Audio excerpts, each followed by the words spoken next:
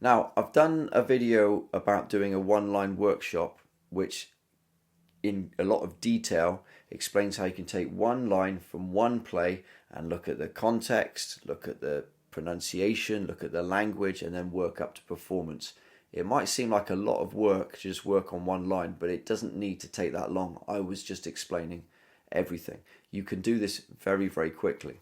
I'm going to do this now. I've picked up this play, Dogs Barking by Richard Zajdlic, and I found one line in it, which is, I didn't think I was pissed. I didn't think I was pissed. The context is this is a British play, first performed in 1999. That's written on the back. And there's an argument going on between two sisters here. So the only word here that's confusing, could be confusing in terms of language, is the word pissed. And the reason this is confusing is because in the US, this is slang for being angry. I was pissed, I was angry. In the UK, I was pissed would mean I was drunk. It's a very common way to describe being drunk. So which is it? Well, we know it's a British play, and we know it's contemporary language, relatively, and so we know in this context, it means drunk. Interestingly, if you add the preposition off on the end of pissed and say, I didn't think I was pissed off, it would then mean the same as pissed means in the US. It would mean I was angry. A lot of American phrases and words are generally understood in the UK, though I don't like it when people use some of those expressions, especially if they start saying pissed to mean angry, because if it also means drunk, this just causes confusion. I would say less is understood in the States because they don't watch as much British TV and film as we do American TV and film here. So they don't understand as much, although that is changing. They now use and understand the word ginger to describe hair colours such as mine, although it's not as bright as it used to be. This is mainly just because of the Harry Potter films, which are such a huge thing, and they use the word ginger in Harry Potter, and so they've learnt it from that.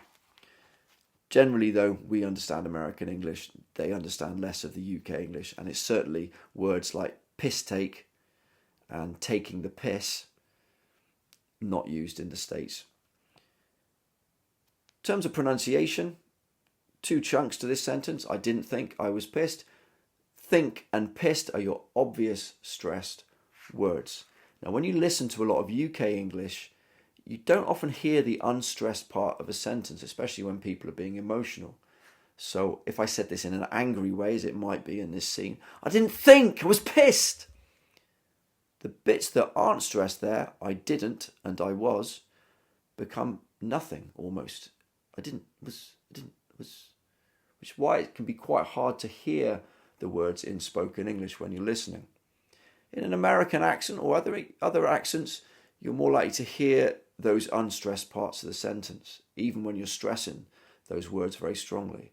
I didn't think, I was pissed. Now, to do this in a scene, you can use a bit of dramatic license and say each part very clearly because you're arguing with someone and you want them to understand what you're saying. So you do that talking to a child, explaining thing, where you say, I didn't think, I was pissed. And if you're struggling with the words and getting them out, that can really help to enunciate. Great thing about drama and acting is that you can do pretty much what you like and play around with it. So have a go at this line and play around with it. And if you haven't seen it, watch the one-line workshop, which goes into a lot more detail and how you do it. I'm going to use this play to do a 60-second script because it's got a nice monologue. It's a really dark play about love and possessiveness. Worth a read, but not a very happy play, I wouldn't say. I'll do a few more of these, just picking out a line, and I encourage you, pick up a play, find a line, or just find a bit of dialogue from films that you like. You can easily get them online. Find a line and just look at the language. Try saying it. See the different ways that you can say it. So much you can do just with one line. If you like this stuff, like and subscribe. I'm going to try and get more content up over the next few weeks if I can. And there'll be more stuff like this and other things that you can do as well with acting and theatre to explore language.